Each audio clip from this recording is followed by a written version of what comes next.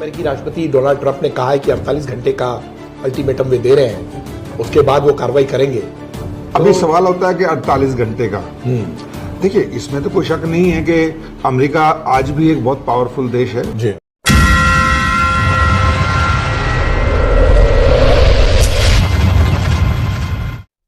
नमस्कार दोस्तों, the real story में आपका स्वागत है। मैं हूं राजेंद्र शर्मा।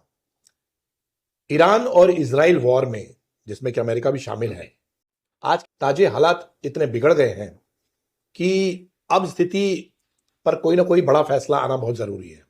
और जैसा कि अमेरिकी राष्ट्रपति डोनाल्ड ट्रंप ने कहा है कि 48 घंटे का अल्टीमेटम वे दे रहे हैं, उसके बाद वो कार्रवाई करेंगे, तो इस बात में कितनी सच्चाई है?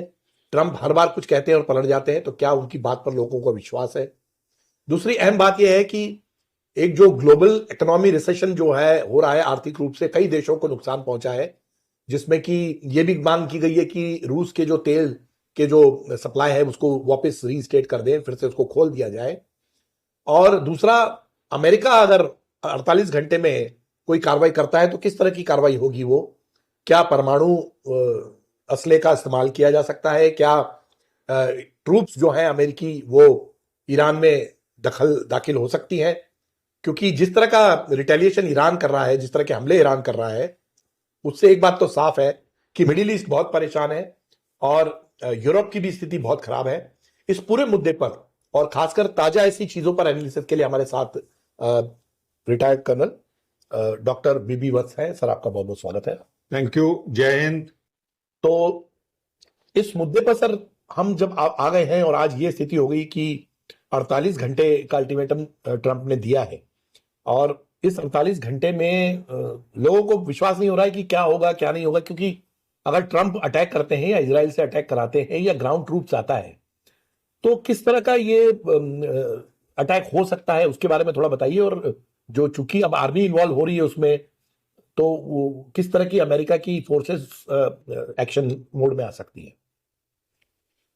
देखिए, ट्रंप साहब के लिए मैं दो शब्द का इस्तेमाल करूंगा जी। पहला तो मुंगेरी लाल जी, हाँ, और दूसरा पलटू राम जी। जी। जिस तरह से मुंगेरी लाल जी अपने हसीन सपनों में ही खोए रहते थे, वास्तविकता जो है जमीन पर है उसके बारे में ना कभी सोचते थे जी। और ना उसके बारे में जानकारी रखते हुए अपने सपने में खोए रहते थे। ट्रंप साहब की आज हालत वो बिल्कुल वैसी ही है। नंबर दो, पलटना उनकी आदत है। आज कुछ बोलेंगे, कल कुछ बोलेंगे, दिन में 3 बार अपना स्टेटमेंट चेंज करते हैं। तो जो एक अमेरिका के राष्ट्रपति की विश्वसनीयता होती थी जी, दुनिया उसको एक ग्लोबल लीडर के तौर पर देखती थी जी, जिसके एक एक वाक्य पर दुनिया के अंदर में स्टॉक मार्केट या दूसरी चीजों के अंदर में हलचल हो जाती थी। आज लोग उसको बहुत लाइटली ले रहे हैं। लोग उसको हंसी का एक माध्यम मानते हुए उसको हंसी का एक पात्र समझ रहे हैं। ये अमेरिका के लिए बहुत दुर्भाग्यपूर्ण है। जी, जी, सही कह रहे हैं। अभी सवाल होता है कि 48 घंटे का। देखिए, इसमें तो कोई शक नहीं है कि अमेरिका आज भी एक बहुत पावरफुल देश है जी। उसके पास में शस्त्र भंडार की कोई कमी नहीं है। बेसिकली अमेरिका का जो चलन रहा है कि आप दुनिया में लड़ाई कराइए, लड़ाई के बाद में उन्हीं देशों को हथियार बेचिए। बिल्कुल। और अगर जिस क्षेत्र पर आप लड़ाई करा रहे हैं, कब्जा करने की कोशिश कर रहे हैं, वहां पर तेल का भंडार है, तो वो हमारा। वेनेजुएला इसका एक लेटेस्ट उदाहरण है। यही चीज सोचकर शायद वो ईरान में भी आए थे, लेकिन ईरान बहुत पुरानी सभ्यता है, 5000 साल पुराना सिविलाइज्ड वर्ल्ड है। ईरान को पहले भी लोगों ने दबाने की कोशिश करी थी, लेकिन ऐसा नहीं हो पाया। 48 घंटे में ट्रंप साहब क्या कर सकते हैं? जो अब तक कर रहे थे उससे ज्यादा वो दो ही चीजें कर सकते हैं। या तो जैसे उन्होंने बताया कि मैं उनको पाषाण युग में भेज दूंगा। बिल्कुल। तो पाषाण युग में भेजने का मतलब है कि न्यूक्लियर अटैक। जी हाँ। अब सवाल यह है कि न्यूक्लियर अटैक अगर वो करते हैं या जो है एक छोटा 20 किलो टन का भी जो अगर वो करते हैं न्यूक्लियर, जैसे टैक्टिकल न्यूक्लियर बम बोलते हैं, TNB बोलते हैं, जी जी जी, वो भी करते हैं, तो ये एक दुनिया के लिए बहुत नई चीज हो जाएगी। हिरोशिमा और नागासाकी के बाद में अमेरिका ही दूसरा देश बनेगा जो न्यूक्लियर अटैक करेगा। जी हाँ। अगर ऐसा होता है तो हर छोटा बड़ा देश न्यूक्लियर रेस में शामिल हो जाएगा। बिल्कुल, क्योंकि उन्हें बड़ा क्लियर हो जाएगा कि भाई अब ये कोई हमारे को सिक्योरिटी अम्ब्रेला नाम की कोई चीज नहीं है। हाँ। अब आप देखिए ना, खुद की सुरक्षा खुद ही करो कि मिडिल ईस्ट के देशों में उनसे पैसा लेके, उनसे बेसिस लेकर और उनको सुरक्षा का वायदा करने के बाद में अब ट्रम्प साहब उनको बोल रहे कि नहीं, जो युद्ध हुआ है उसका पैसा भी तुम दोगे। कर साहब ने, मतलब कितनी अजीब बात है, कितनी हास्यास्पद बात है कि तो न्यूक्लियर बम, जो न्यूक्लियर स्ट्राइक के चांसेस को हम आज की स्थिति में नकार नहीं सकते, लेकिन इसमें नॉर्थ कोरिया का भी एक बहुत इंपॉर्टेंट रोल आ जाएगा। अच्छा, इसमें पाकिस्तान का भी एक बहुत इंपॉर्टेंट रोल आ जाएगा। और हो सकता है कि हम भी इसमें कुछ अफेक्ट हो जाएं, लेकिन जो नजदीकी देश हैं, कुवैत हुआ, कतर हुआ, ये सऊदी अरेबिया हुआ, बहरीन हुआ, ये इनफैक्ट ईरान से ज्यादा अफेक्ट होंगे। बिल्कुल, ये सही। मुझे नहीं लगता कि ऐसी स्थिति आनी चाहिए। दूसरी स्थिति है कि वो ग्राउंड फोर्सेस को जी ईरान में उतारे।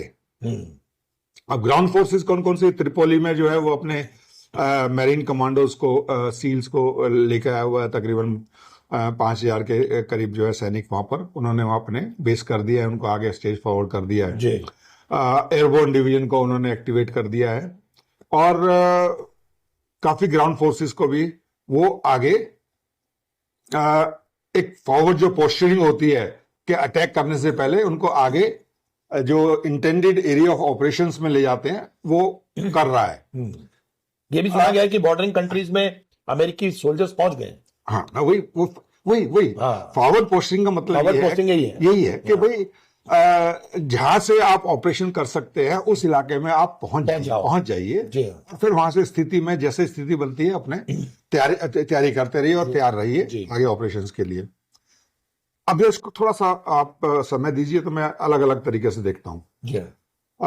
एयरबोर्न डिवीजन यानी कि उनका बेसिक रोल जो होता है कि दुश्मन के पीछे जो वाइटल एरियाज होते हैं, वाइटल जो सिटीज हैं या जैसे जो इंपॉर्टेंट सिटीज हैं या इंपॉर्टेंट इंस्टॉलेशंस हैं या इंपॉर्टेंट एरियाज हैं, जैसे उनका न्यूक्लियर प्लांट है या दूसरी जो इस तरह की चीजें हैं, डिपो वगैरह जो, हाँ, जो बड़ा ऑयल डिपोज वगैरह, उनको कैप्चर कर ले। तो दुश्मन की फॉरवर्ड लाइन से पीछे एयरबोर्न तरीके से पैराशूट के जरिए आप वहां पर उतर जाते हैं। अब उतरने के बाद में क्या होता है? सबसे पहले तो उनकी वल्नरेबिलिटी जो रहती है वो जब वो हवा में होते हैं, हाँ, वो 2 से लेकर 3 मिनट तक वो सबसे ज्यादा वल्नरेबल होते हैं। अगर खुदा ना खास्ता एयरबोर्न डिवीजन का जो डीजेड है, ड्रॉपिंग जोन है, उसका पता ईरानियन को पता लग जाता है तो वो अमेरिका को बहुत ज्यादा बॉडी बैग्स भेज देंगे। हाँ। उतरने के बाद क्या होता है? वो अपने आप को इकट्ठा करते हैं। इकट्ठा करने के बाद में इंटेंडेड एरिया ऑफ ऑपरेशंस की तरफ जाते हैं। वो अपने एरिया को कैप्चर कर लिया। अब इसके बाद में अगर 48 घंटे या 72 घंटे के अंदर में उनको लॉजिस्टिक सपोर्ट नहीं मिली, यानी कि जो दूसरी ग्राउंड फोर्सेस हैं उनसे लिंकअप नहीं हुआ, लिंकअप जो है वो बहुत इंपॉर्टेंट है, वो सपोर्ट है। वो लिंकअप जो है अब 2 तरीके से हो सकता है, हवाई जहाज के जरिए हो सकता है या ग्राउंड ट्रूप से। अब एक डिवीजन फोर्स तकरीबन 10,000 ट्रूप्स को जो है आप हवा के माध्यम से बहुत लंबे समय तक एनिमी टेरिटरी में, जहां हर आदमी आपका दुश्मन है, सस्टेन नहीं कर पाएंगे, कम समय के लिए कर पाएंगे। अब 1 लाख की आर्मी तो उनकी भी है। उनका तो अब आज की तारीख में तो उनका बच्चा सोल्जर है। 1 लाख की आर्मी है, जब बाकी जो दूसरे जो मर्सिनरीज हैं वो हैं। जिस तरीके से इजराइल अपने सर्वाइवल के लिए फाइट करता है जी, क्योंकि चारों तरफ से मुस्लिम कंट्री से, अरब कंट्री से घिरा हुआ है। बिल्कुल। आप 1972 की योम किपर वॉर को याद रखिए। बिल्कुल। जब योम किपर वाले दिन पे जो है वो 4 अरब कंट्रीज ने मिलकर उनको अटैक किया था, लेकिन इजराइल ने फिर भी उसको शुरू में कुछ थोड़ा सा पीछे हटने के बाद में उनको हरा दिया था। तो इसराइल की वॉर सर्वाइवल की है। कुछ इसी तरीके से ईरान भी अब सर्वाइवल की लड़ाई लड़ रहा है। जो ट्रम्प साहब जो है वो हसीन सपने देख रहे थे कि मैं वेनेजुला की तरह से और वहां पर तख्ता पलट कर दूंगा, या खोमनई साहब की को मारने के बाद में वहां के लोग मेरे साथ मिल जाएंगे। बिल्कुल, वो ऐसा नहीं होता है। वो एक बहुत पुरानी सभ्यता है, पुराने लोग हैं और अपने देश से प्रेम करते हैं। ट्रम्प जैसे लोगों को वो अहमियत कुछ समय के लिए दे सकते हैं। शाह रजा पहलवी साहब वो वेस्ट के, ब्रिटेन के और दूसरे देशों के पिट्ठू थे। ये खमनेई साहब नहीं है। जो रिवॉल्यूशन हुआ 1978 के आसपास में, वो तो इसी बेस पर तो हुआ। बिल्कुल। तो अब रिजिम, पहले पिताजी उनके फादर थे 80 साल के, उनकी शहादत के बाद में उनके बेटे उसके कर रहे हैं, वो और ज्यादा कट्टर है। सो ग्राउंड फोर्सेस का जब जो एयरबोर्न डिवीजन का जो मैं लिंकअप की बात कर रहा था, अब उसको ग्राउंड, दूसरा तरीका जो मैं बात कर रहा था वो था कि भाई ग्राउंड फोर्सेस से उसका लिंकअप किया जाए। क्या अमेरिका आज की तारीख में इस हालत में है? अब आप ईरान की ज्योग्राफी को समझिए। ईरान के नॉर्थ में जो है वो माउंटेन रिज है, कैस्पियन सागर से नीचे, और उसके नीचे है तेहरान। तो पूरा गिरा हुआ। हाँ, ऑनड्रॉप रिजेस जो उसको जाग्रोस और ऑग्रोस। सो वो रिजेस इतनी ऊंची और स्टीप हैं और बिल्कुल बहुत कम वैली उसके अंदर में जो है, जगह जगह अगर निकलने का रास्ता है तो बहुत वैलीज है, बहुत नैरो है। उसको डिफेंड करना बहुत आसान है। अब उसके थ्रू बीच में क्या अमेरिका कर सकता है? नहीं कर पाएगा, क्योंकि अमेरिका की सबसे बड़ी कमजोरी है कि वो अपने ट्रूप्स के बॉडी बैग्स अमेरिका के अंदर वापस नहीं ला सकता। और अगर ग्राउंड ऑपरेशंस हुए तो मैं दावे के साथ मैं कहता हूं कि 1000 से ज्यादा बॉडी बैग्स उसको 7 दिन के अंदर में स्वीकार करने पड़ेंगे। लेकिन यही सवाल है, तो अमेरिका का ट्रूप भेज रहा है या इजरायली ट्रूप्स को भेजवा देगा या कुछ करेगा? नीति तो वही थी ना कि भाई जब मेरी नीति फेल हो गई, मैं कुछ नहीं कर पाया, इजराइल एयर बॉम्बिंग से या मिसाइल अटैक से कुछ नहीं कर पाया, तो अब नाटो वाला तुम आ जाओ, हम हार गए, हम अपने ट्रूप्स नहीं भेज सकते, आप भेजिए, आप अपने ट्रूप्स को मरवाइए। ग्राउंड ट्रूप्स आप मरवाइए, एयर अटैक्स हम करते हैं। पाकिस्तान ने मना कर दिया। अब पाकिस्तान के अंदर तो रिवोल्ट हो जाएगा कि अगर ईरान के विरुद्ध वो वहां लड़ने के ग्राउंड ट्रूप चले गए तो पाकिस्तान की हालत तो, अब देखिए ना, पाकिस्तान की साफ सुथरे वाली बात होगी। सऊदी अरब से वो ट्रीटी करके बैठे हुए कि तुम्हारे ऊपर कुछ होगा तो मैं तुम्हारी प्रोटेक्शन के लिए आऊंगा, मैं न्यूक्लियर पावर हूं, राइट? कहांगे तुम्हारी प्रोटेक्शन पॉलिसी, तुमने पैसे तो नहीं लिया सऊदी अरेबिया से, लेकिन प्रोटेक्शन क्या दे रहे हो? कोई प्रोटेक्शन नहीं दे रहे। तो ये अब पाकिस्तान की हालत तो बहुत ज्यादा खराब है। इसको यहीं पे छोड़ते हुए वापस आते हैं कि लिंकअप जो है अगर ग्राउंड फोर्सेस से नहीं हो पाता है तो एयरबोर्न डिवीजन, एयरबोर्न फोर्सेस को गाजर मूली की तरह से काटा जाएगा। और उनके सब जितने मर्सिनरीज है वो भी तैयार है उसके लिए एक तरीके से, क्योंकि आप दुश्मन के एरिया डेविल्स है, वो तो सूखे इलाके में लड़ने के आदी है। तो इसलिए ये एक थ्रेट है कि हाँ हम हैं, लेकिन उसको ईरान जैसे उसमें जो दो तरफ जो है जिसके माउंटेन रिज लाइन है, नीचे जो है जाग्रोस रिज लाइन है, और फिर बीच में सेंट्रल के अंदर में डेजर्ट है। तो उस तरीके उसको जो है आप ऐसा नहीं कर सकते। ईरान की जो फोर्ट्रेस है वो उसकी ज्योग्राफी है, और उस ज्योग्राफी में लड़ने के लिए कोई भी अटैकर को लंबे समय तक लड़ने के लिए तैयार रहना पड़ेगा, लंबी कैजुअलिटीज को एक्सेप्ट करने के लिए तैयार रहना पड़ेगा। ये एक दूसरा वियतनाम से भी ज्यादा बुरी हालत में जाने वाला ऑपरेशंस हो जाएगा। तो बैकअप फोर्स बहुत, और बैकअप फोर्स उनको लिंकअप फोर्स अगर नहीं मिल पाई तो अब हॉर्मुज को देख लीजिए आप। अब देखिए मेन चीज यही आ रही है कि उनके कोर ऑब्जेक्टिव्स पूरे हो गए। उनका कहना है यूएस प्रेसिडेंट का कि हमारे कोर ऑब्जेक्टिव्स पूरे हो गए। कोर ऑब्जेक्टिव्स क्या हॉर्मुज खोलना एक ऑब्जेक्टिव था उनका? नहीं, वो तो था ही नहीं। देखिए बेसिकली अमेरिका जो है वो 3 कोर ऑब्जेक्टिव्स लेकर युद्ध में गया था। बिल्कुल। पहला था कि ईरान को जो न्यूक्लियर बम बनाने की कगार पर है उसको उससे रोकना। क्या वो कर पाया? अभी तक तो जो 475 किलोग्राम एनरिच्ड यूरेनियम है उसके बारे में उनको नहीं पता है कि कहाँ रखा है, कहाँ रखा हुआ है, और उससे वो बहुत जल्दी 1000 किलो टन का है, चलिए 500 मान लीजिए, लेकिन उसमें काफी सारे न्यूक्लियर बॉम्ब्स बनाने की क्षमता है और बहुत कम अरसे में बना सकते हैं। बिल्कुल। क्या उन्होंने ऑब्जेक्टिव को पूरा कर लिया? नहीं किया। दूसरा उनका ये था कि उनके मिसाइल प्रोग्राम को जो है ना बर्बाद करना या उनको रोकना।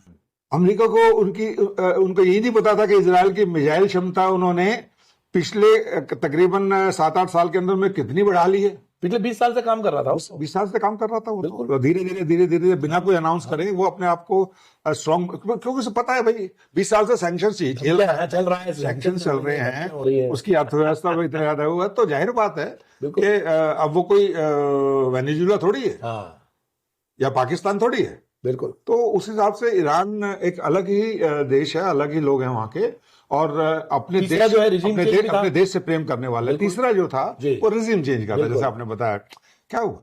बेटा अपने बाप को मार दिया, कोई बात नहीं, बेटा आ गया और बेटा उससे ज्यादा कट्टर है, तो क्या हुआ है? कोई चेंज हुआ? स्ट्रेट ऑफ हॉर्मुज को वो बहुत लाइटली ले रहे थे। एक्चुअली जो यूएस और इजराइल ने जो अंदाजा ये लगाया था कि हम हैवी बॉम्बिंग करेंगे और उसके बाद में उनके जो वाइटल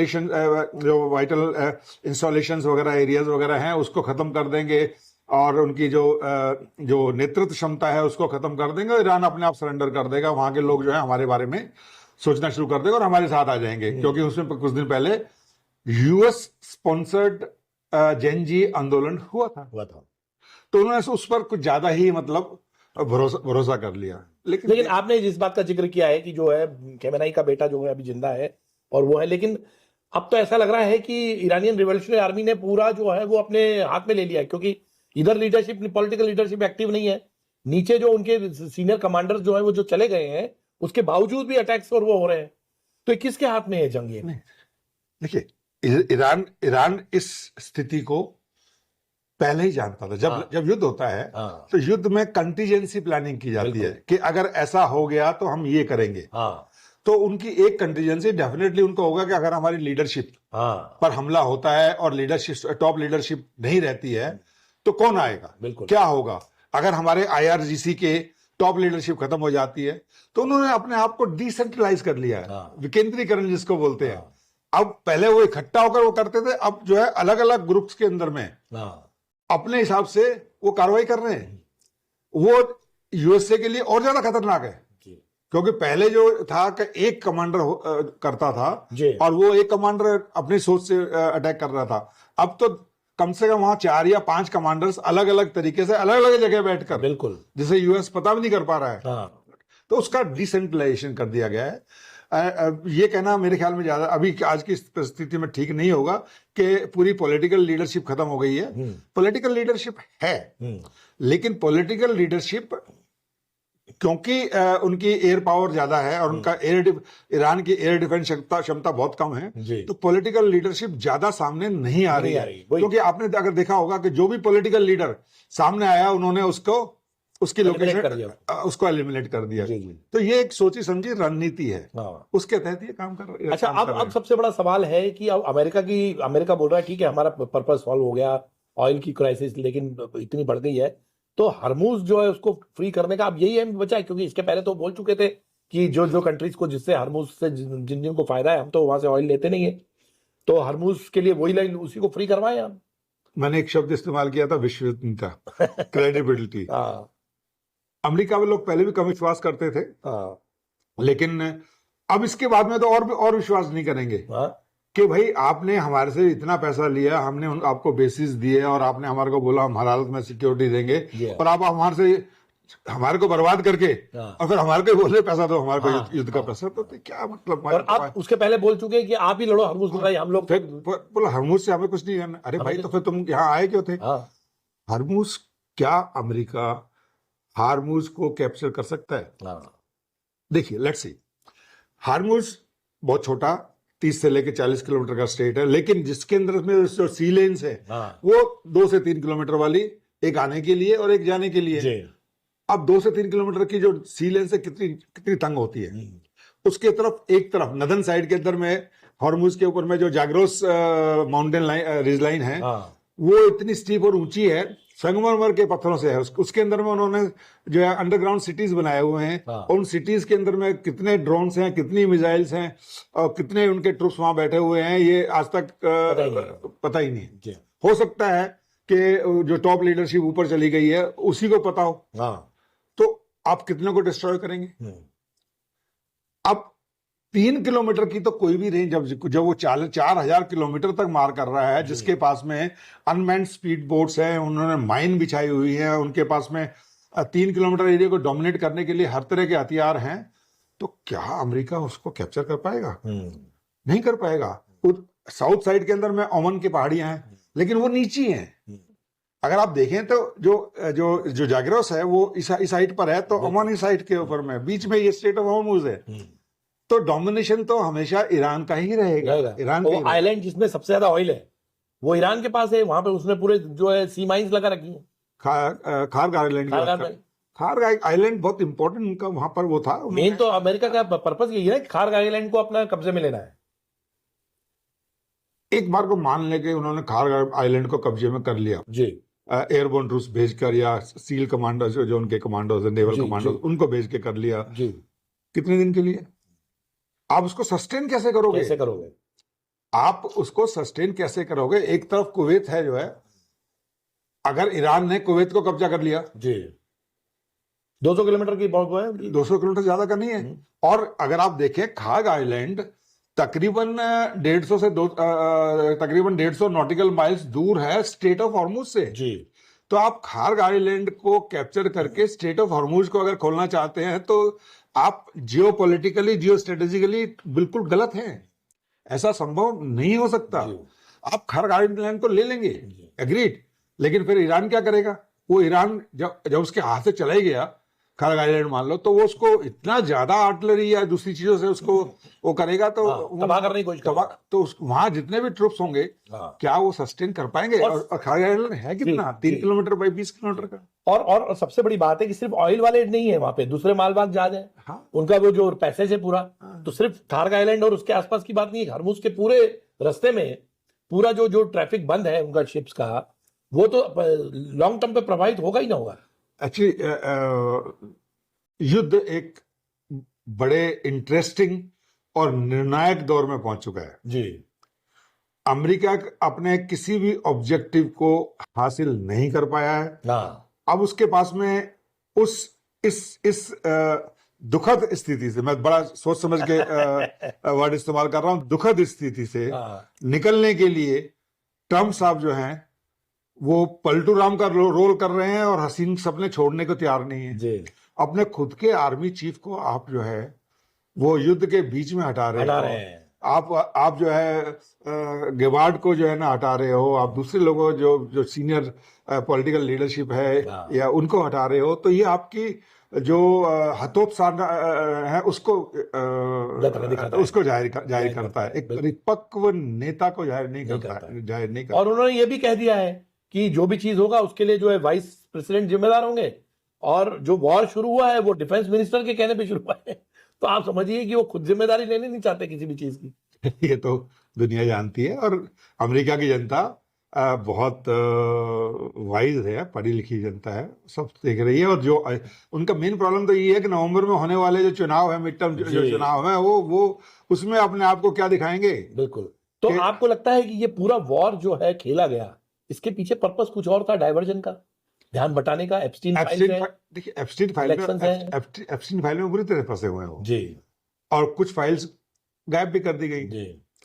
अब एक डाइवर्जनरी टैक्टिक्स तो हो सकती है ना कि भाई अगर ये नहीं है तो नहीं, मैं आपको ऑयल लेके दूंगा, ईरान का ऑयल लेके दूंगा। मैंने वेनेजुला का आपको ऑयल दिया है।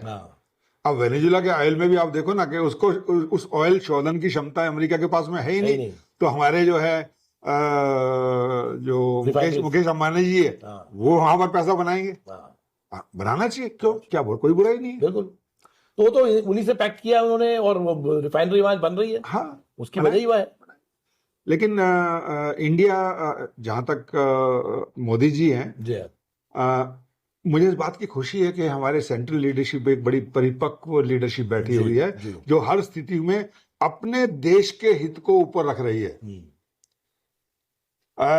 हमें हर स्थिति में फायदा ही हो रहा है। मैं ये कह रहा हूं कि हम डायरेक्टली कॉन्फ्लिक्ट में इन्वॉल्व नहीं हो रहे हैं, लेकिन ईरान को ह्यूमैनिटेरियन मदद भी दे रहे हैं, और ईरान भी रेसिप्रोकल तौर पर हमें हमारे गैस के या जो दूसरे ऑयल के वो सप्लाई को वो बाधित नहीं कर रहा है। सो अदरवाइज 140 करोड़ लोगों के देश में विकट स्थिति उत्पन्न हो सकती नहीं, थी। लेकिन फिर भी अगर हम इसको लॉन्ग टर्म में देखें, देखिए अगर ये कह रहे हैं कि ठीक है 48 घंटे का अल्टीमेटम है, लेकिन ऐसा लगता है कि 1 हफ्ते 2 हफ्ते, अगर ये 1 महीना और खींच गया तो आपको क्या नजर आ रहा है? क्योंकि देखिए इससे सिर्फ ऑयल की बात नहीं हो रही, अब जो है वो फर्टिलाइजर्स की बात हो रही है, अब जो है दूसरी पेट्रोकेमिकल्स की बात हो रही है। हर चीज जो ऑयल से संबंधित है सब अफेक्ट होंगी। उसके अलावा हर चीज जो कि उस मालवाहक जहाजों के जरिए जो इंपोर्ट हो रही थी, या जो जहां पे ट्रांसपोर्टेशन हो रहा था, यहाँ से जा रही थी, एक्सपोर्ट हो रही थी। मेरा आकलन ये है, निजी आकलन है, इलेक्शंस जो है 4 स्टेट्स में है, उसके बाद में अगर ये युद्ध नहीं रुका, हालांकि हमारे पास में 60 से 90 दिन का जो रिजर्व है वो एक अच्छा क्वेश्चन है, नहीं रुका तो मजबूरन हमें तेल के भाव बढ़ाने पड़ेंगे। बिल्कुल, अभी तो राजनीतिक मजबूरी है कि हम नहीं बढ़ा सकते, इसलिए सब्सिडी कम कर दी गई है और दूसरी चीजों से हम उसको चला रहे हैं। तो पाकिस्तान में 500 रुपये हो गया था तो 300 करना पड़ा, 80 रुपये घटाए लोग। हाँ, 350 400। हाँ, पाकिस्तान एक्चुअली हमें मैं पहले भी कह चुका हूँ आपके चैनल पे ही, पाकिस्तान के बारे में अभी हमें सोचना बंद कर देना तो जितना ज्यादा हम पाकिस्तान के बारे में बात करेंगे उतने इसको तवज्जो देते हैं।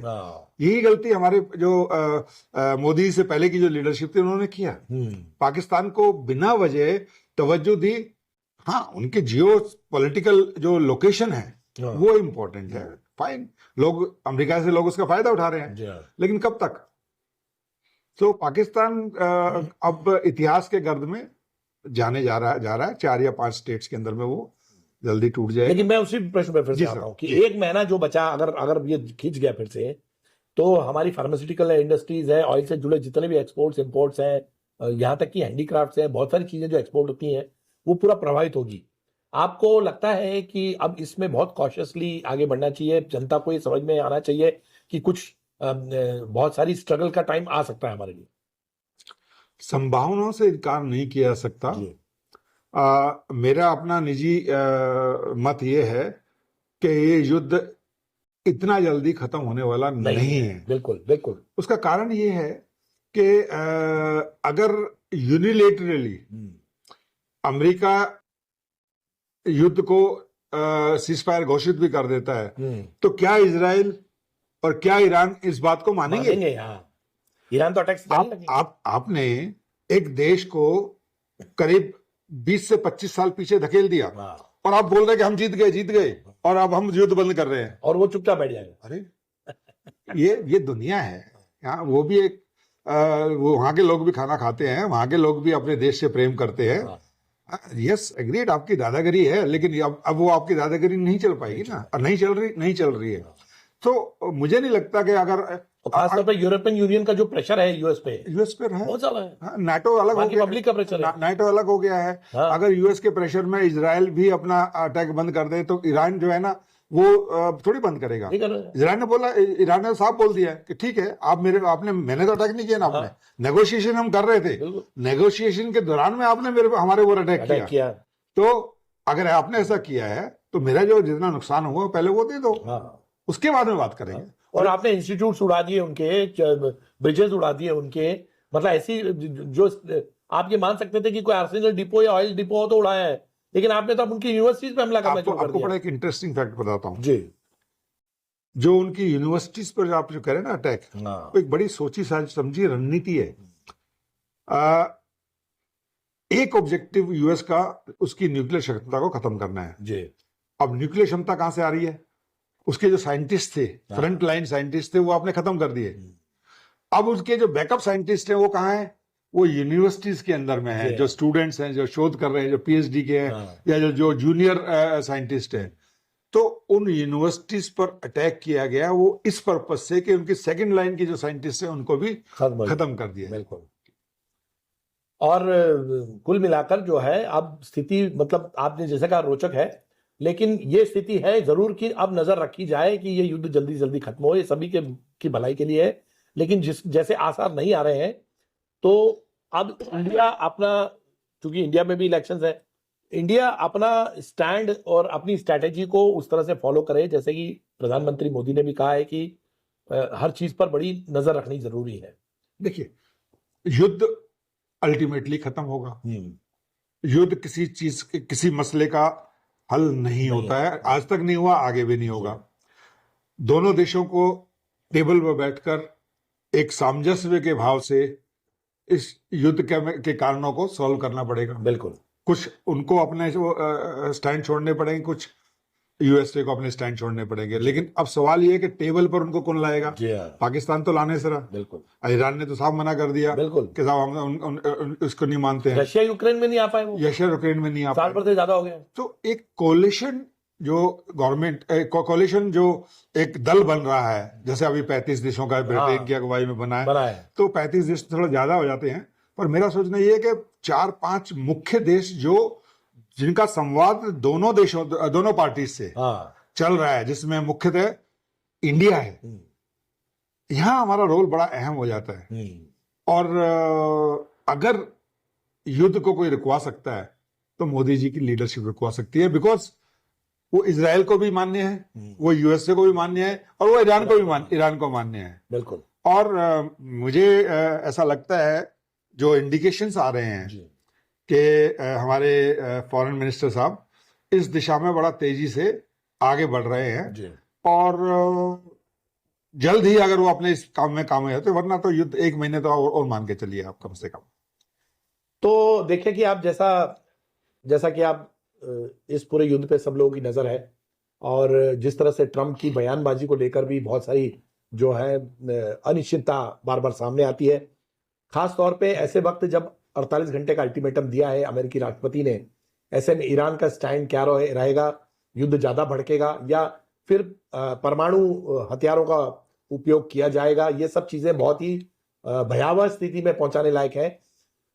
इसमें आगे सबसे अहम बात यही रहेगी कि जो आने वाले दिनों में ऐसा लगता नहीं कि संघर्ष कम होगा, क्योंकि युद्ध अभी निर्णायक मोड़ पर नहीं आया है। अगर अमेरिका कह रहा है कि वो 48 घंटे का अल्टीमेटम दे रहा है, तो जरूरी नहीं कि अमेरिका अपनी फोर्सेस या ट्रूप्स भेज के उसको किस तरह रुकाने की कोशिश करे या खुद इन्वॉल्व हो जाए। तो ये सब देखना बहुत ही जो है दिलचस्प होगा, और खास तौर पर ऐसी स्थिति में कि जब अमेरिकी राष्ट्रपति की धमकी 48 घंटे का टाइम दिया है, और वो जो क्लॉक जो टिक कर रही है उस पर सबकी नजरें हैं। इस पूरे मुद्दे पर आपकी क्या राय है? आप हमें साथ शेयर कीजिए, हमें अपने इस राय के बारे में लिख के बताइए, और उसके साथ साथ अगर आपको ये डिस्कशन अच्छा लगा हो तो आप अपने इसको लाइक और शेयर भी जरूर कीजिएगा। हमारे साथ आप बने रहे इतने समय से, इसके लिए बहुत बहुत धन्यवाद। जय हिंद। धन्यवाद। जय हिंद।